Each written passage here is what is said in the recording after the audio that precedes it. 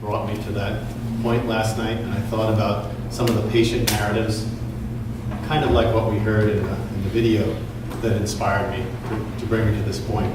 And since you're mostly primary care clinicians, I'll give you a little nephrology story. So I'll take you back to 1990 when I was a second-year resident in internal medicine at Johns Hopkins, where Dr. Troy was at that time. And I made a phone call to my parents on Long Island, and I said, Mom, she got on the phone downstairs, Dad got on the phone upstairs. I said, you know, I think I want to be a nephrologist. I think I want to be a kidney specialist. You know, I like it. It's complex. We get to think, but we also get to do. We have things to do like kidney biopsies and dialysis and kidney transplant. And we also follow patients longitudinally, and so we have that relationship with the patient, and yet we're still the expert. So there was a long pause on the phone, and my dad said, you know, Joe, where I teach at the university, my colleagues are always having heart attacks and, you know, they're having bypass surgery. Why don't you become a cardiologist?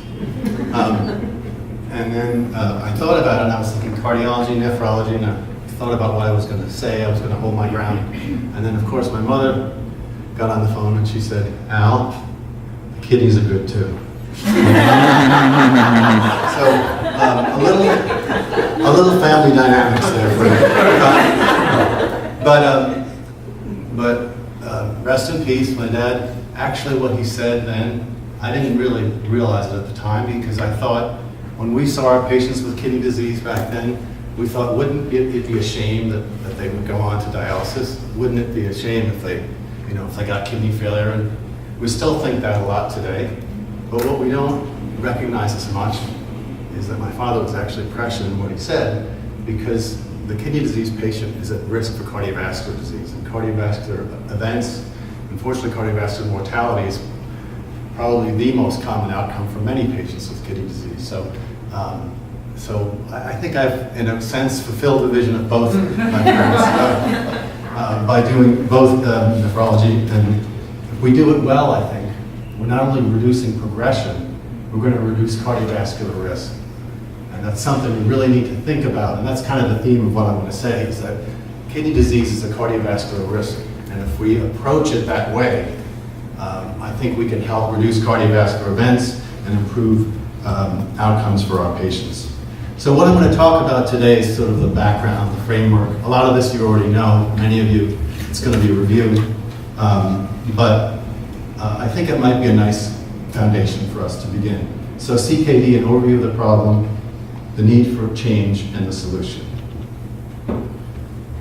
So the National Kidney Foundation, with leadership from our CEO and the board of directors, has transitioned from a nephrology-centric view in the dialysis clinic to kidney disease, to more of a kidney health concept.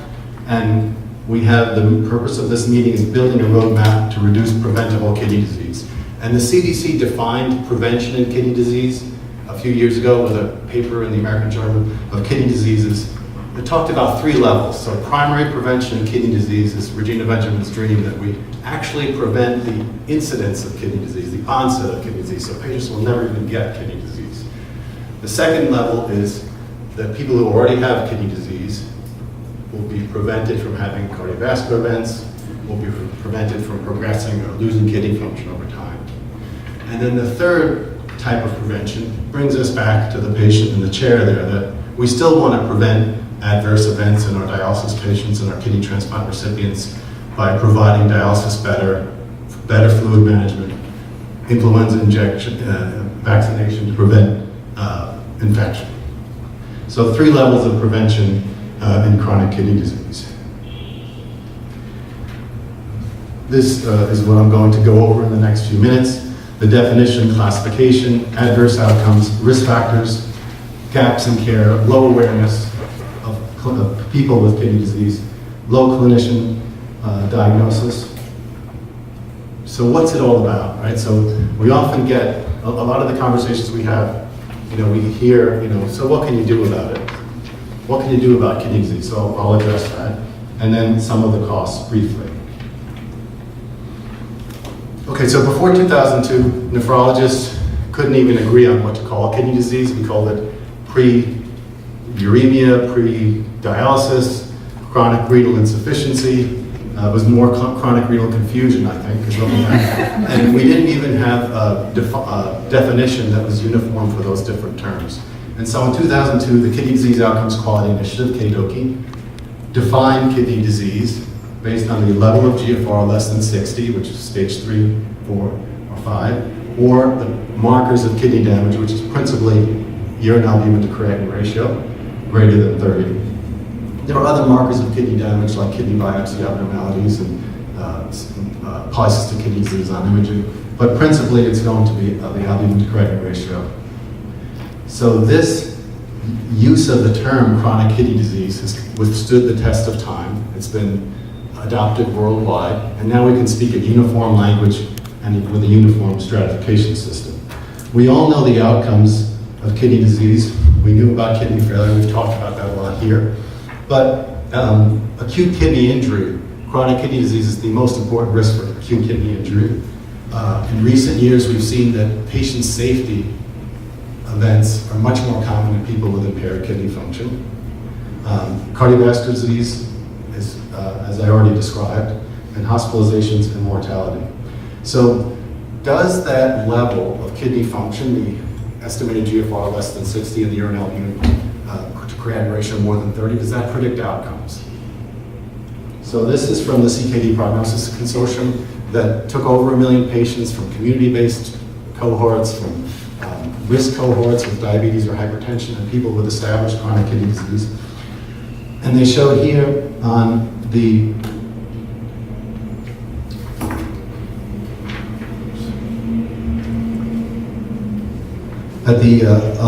you see the kidney function on the horizontal axis, and the hazard ratio is on the vertical axis. And we see with the level of kidney function, there's increased risk. The reference is the diamond. Anything that's in a circle is statistically significant. And we also see the 3 levels of albuminuria, so less than 30 milligrams per gram is in blue, between 30 and 300 is in green, and more than 300 is in red. And the width of the red, the green, and the blue is the confidence interval. So we see that at the same level of kidney function, the higher levels of albuminuria predict kidney failure. And we see that it looks like below 60, the risk of end-stage renal disease really increases dramatically. So that supports the definition of chronic kidney disease. So it's, this is to show you the power of these two, and that they're complementary tests. So if you do one without the other, you're not able to assess the full risk of the patient. Now, how does the other outcomes, all-cause mortality, cardiovascular mortality, acute kidney injury, progression of kidney disease, how does that fit? And we see pretty much the same pattern. This is very similarly the same data set, the same curve for end-stage renal disease. So we see that for a GFR less than 60, your risk increases for all these outcomes significantly, and the urine albumin to creatinine ratio at the same level of kidney function. So if we look here, at the same level of kidney function, you have higher risk as your albuminuria level increases.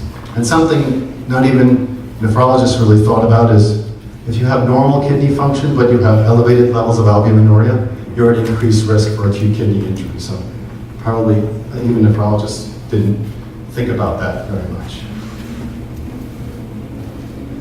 So we put that together into a heat map, and this is the risk of adverse events: green, yellow, orange, and red, going from the lowest risk to the highest risk. And then you can populate this. If you populate it with the enhanced population, you see 26 million Americans, about 11.5% of the US population fits into the chronic kidney disease classification here. And then this is also can be used to modify treatment. This slide here shows the number of visits per year that are recommended, opinion-based, whether to refer to a nephrologist or not. Kidney disease is a disease multiplier and interacts with diabetes, hypertension, and cardiovascular disease. We already heard from Regina Benjamin about the risk factors, so I won't repeat that. But I think you're well aware of the risk factors for chronic kidney disease and the disparities that are important to mention.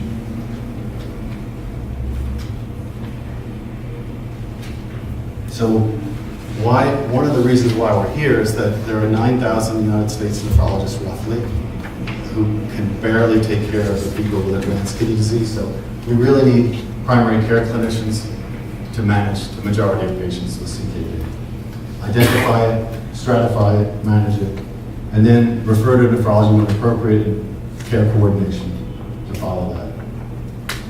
This is most of what I'll show you is from Medicare, because that's nationwide, that's where a lot of the data we have, and we're fortunate to be hearing from Drs. Pruitt and Patel about some data outside of Medicare that we're very much looking forward to hearing subsequently. This 5% Medicare sample from 2011 shows you that if you had a diagnosis of CKD on the left, 91% of the time you saw a primary care clinician. 62% of the time you saw a cardiologist, and 31% of the time you saw a nephrologist in a 1-year period.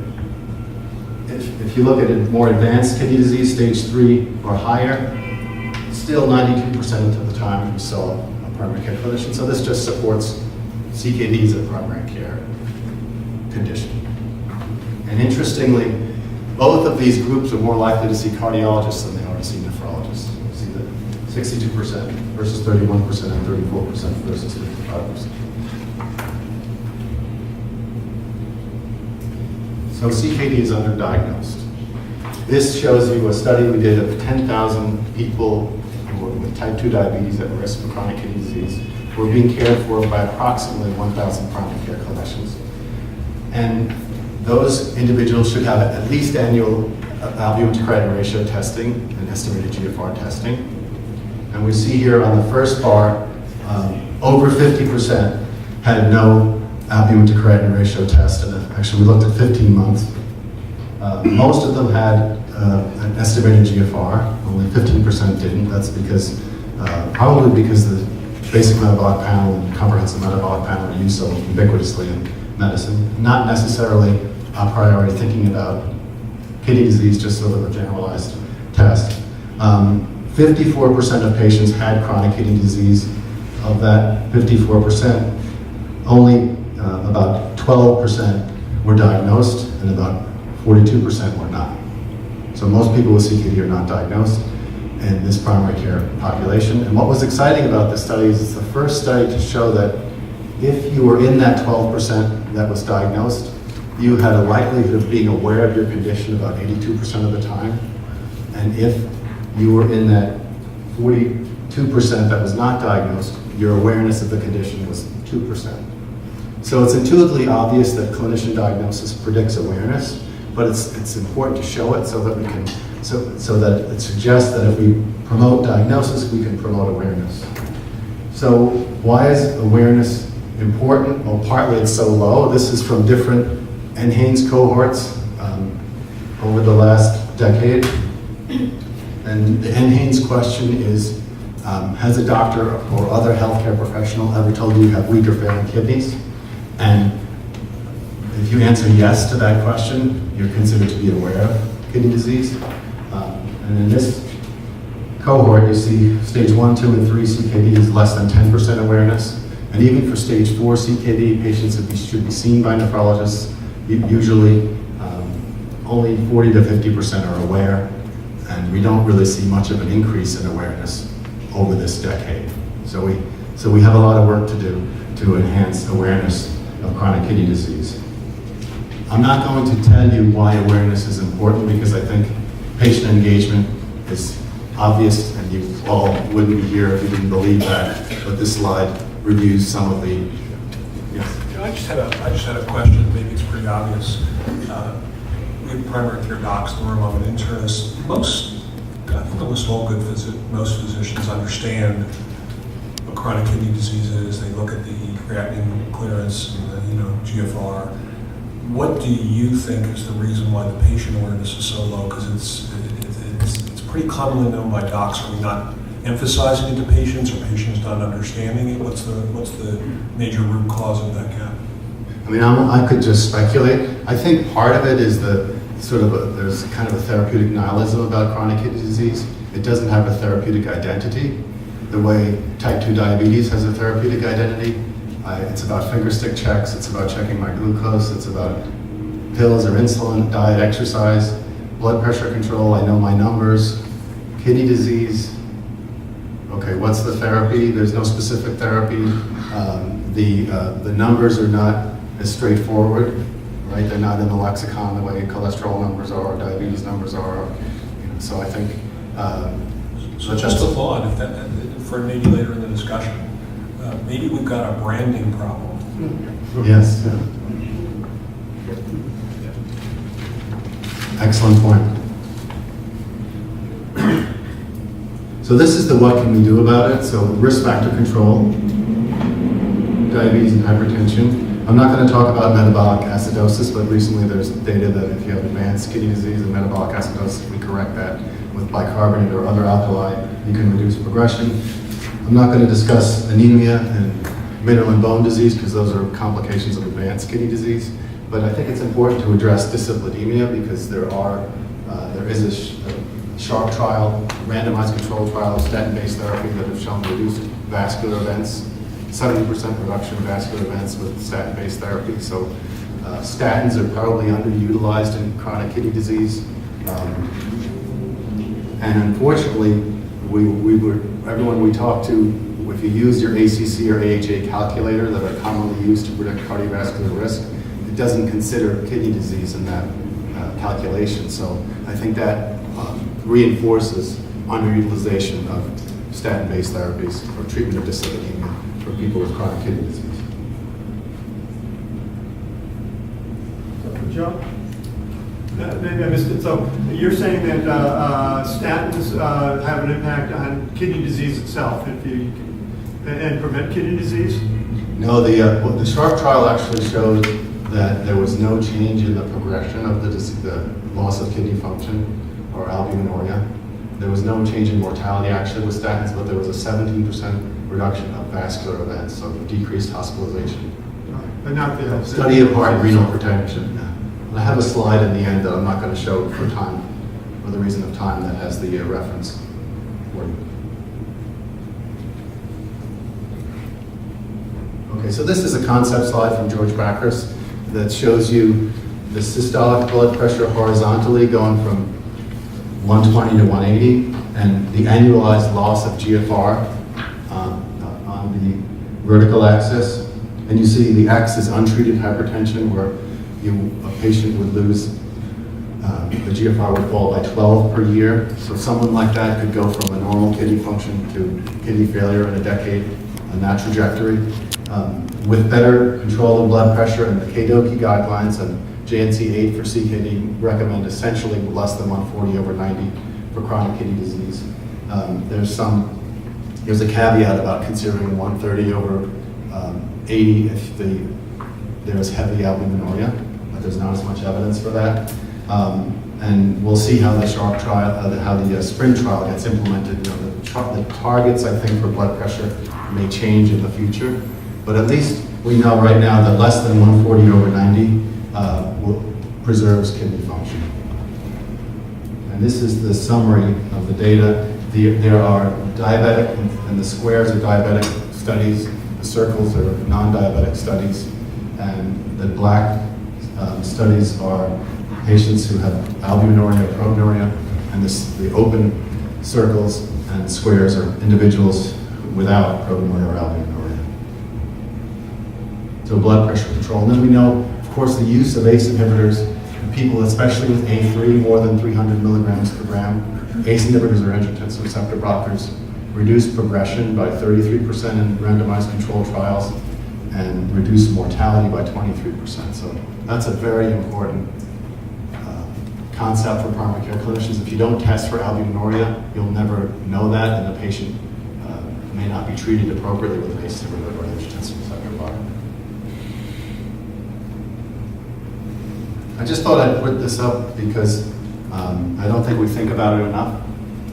So thinking about cardiovascular risk reduction and kidney disease in addition to risk factor control, aspirin particularly there's good evidence for secondary prevention, not as much evidence for primary prevention, but aspirin certainly should be considered. And then I discussed lipid lowering therapy, and then some of the things that we heard from Regina Benjamin before, lifestyle modification, of course, applies. So the other thing, back to my fellowship again, when we thought about chronic kidney disease back then, we thought, wouldn't it be a shame if this person went on to dialysis? We thought chronic kidney disease gets worse. Acute kidney injury or sudden loss of kidney function just happens and it gets better and has no long-term consequences. That's kind of what was our gestalt about acute kidney injury back then. But what we've learned is, the point of this slide is that acute and chronic kidney disease are very much interrelated. So what do I mean by that? The patient who has bypass surgery and has an acute kidney injury event may go on to develop chronic kidney disease from that bypass surgery, and their journey with chronic kidney disease begins with an acute kidney injury episode. Similarly, we really want primary care clinicians to think about the most important risk for acute kidney injury is chronic kidney disease by far, epidemiologically. So if you have chronic kidney disease, let's say for diabetes, and you have a cardiac catheterization, and you have acute kidney injury, then you might have a new kind of chronic kidney disease with a lower level of kidney function that's more severe. So the interrelationship between these two. And this brings us to patient safety. So impaired kidney function is an important patient safety issue, and some of these interventions will prevent acute kidney injury. Preventing volume depletion. So the UK has their they have preventive health services. They have something called sick day rules. So if you have vomiting or gastroenteritis and you're at risk for volume depletion, you don't take your diuretic, you don't take your lisinopril, your Prils, or your Sartan, your losartan, angiotensin receptor blocker, and you call in your practitioner. Simple, but a way of preventing acute kidney injury. Impaired kidney function is the most important risk factor for hypoglycemia as a patient safety event. It's the most common patient safety event for impaired kidney function is hypoglycemia, probably because of intercurrent illness or because of medications that are used for diabetes are cleared by the kidney. And then contrast agents, I already mentioned, and angiograms can cause acute kidney injury. MR contrast can cause a complication called nephrogenic systemic fibrosis, and colonoscopy preparations can cause acute kidney injury, and that's other commonly used medications. And I'm not going to go through the whole list, can cause acute kidney injury. So those may need to be avoided, used judiciously, or dose adjusted for the level of kidney function. And then one of the most important things I tell patients is any doctor you see, you need to tell them that you have impaired kidney function, because that prescription that they write, which they think has nothing to do with kidney disease, may be cleared by the kidney and we may need to dose adjust it, or maybe you shouldn't even take it. So that's a really important thing, that patients are aware that medications need to be dose adjusted or avoided based on their level of kidney function. Okay, so I'll close with a little bit about end-stage renal disease. So we know that it's costly. This shows you Medicare and commercial insurance costs. This is on the horizontal axis months before a negative dialysis initiation and positives after initiation of dialysis, and we see the costs. And this is from 2008. They're higher in recent years.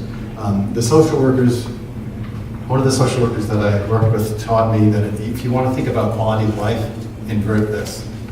That patients take a dip in their social life, in their employment when they initiate dialysis, and sometimes we don't, unfortunately, get them back to where they were when they started. We have to do our best to do better with that. How are we doing with chronic kidney disease in America? I think this is a kind of a report card that shows how much work we have to do. And this shows us the patients who start dialysis.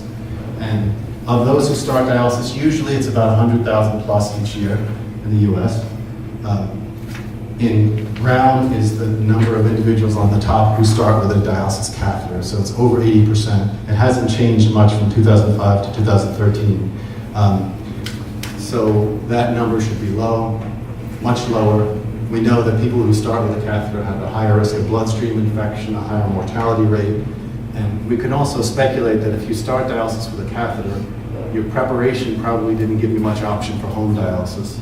Your preparation probably didn't give you much option for preemptive kidney transplant or early kidney transplant. Certainly, this is a call to action. And this speaks to chronic kidney disease, because where we can address this is not in the dialysis clinic, because when they're already there, it's, I'm not going to say it's too late, but we're already months and months behind. So we need to diagnose the patient earlier, get them to a nephrologist earlier, have that care coordination occur upstream. And even with respect to nephrology consultation, 38% of patients only had 6 months or less of care before they started dialysis with a nephrologist, and 25% in 2013 had no care. So nephrology services before dialysis initiation are underutilized, especially for the duration we'd like it to be. So if you have impaired kidney function or high levels of albuminuria, and there are many other things that you could list, but these are the two most important ones. Indications for nephrology referral, which make up 1.6% of the US population from recent enhanced surveys. I'm not going to go over this, but these are, the next two slides are about what nephrologists can do. But the reason that I bring this up is a lot of primary care clinicians think plug into dialysis or refer them when they're ready for dialysis. And the point of this is that there's so much more that nephrologists do. And this, I think, speaks to what we can do together with care coordination.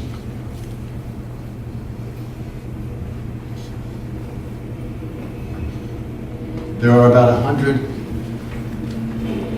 trials, all of them are observational, that have looked at early versus late nephrology referral. Only one of them, I think, is prospective. All of them are retrospective, all the other ones. But they've shown, even when you adjust for factors that, a person who sees a nephrologist late or with a brief period of time before they start dialysis versus early is different. You may have different access to care than someone who sees a nephrologist for a longer duration. Still, if you try to adjust for those factors, the overall mortality is better, the one-year mortality is better, the hospital days are fewer with early nephrology referral, and factors like albumin, serum albumin are higher, hematocrit is higher. So this is from 2013. So this is something to think about. This is the cost for Medicare. We heard from Sharian last night about that. 31 billion is for dialysis, and 68 billion for chronic kidney disease without dialysis. What's so important about this is that this only includes diagnosed kidney disease. So if you're looking at claims data, and you're only looking at the diagnosis, you're going to be grossly underestimating your population and your costs for chronic kidney disease. And you really have to have the laboratory data to integrate with your cost data to really know what the overall costs are. And I'm looking forward to hearing perhaps from others about how that can be done. So this is a concept slide about how we can reduce costs of kidney disease. The drivers of lower costs would be preventing complications like cardiovascular events, slowing progression. If you go from stage 3 to stage 4, the patient is more expensive. We've heard about slowing progression towards end-stage renal disease, which costs about, and the costs actually testing, the tests are inexpensive for albuminuria and estimated GFR. There are increased visits. Most of the medications like statins, ACE inhibitors, angiotensin receptor blockers are all available generically and are relatively inexpensive. And unfortunately, if we lower mortality, we increase expenditures. So we have to think about that as well. So in closing, we want to change the dynamic from the typical age-related loss of kidney disease to a late diagnosis, maybe 6 months before dialysis initiation, shortened life expectancy, fewer opportunities for prevention.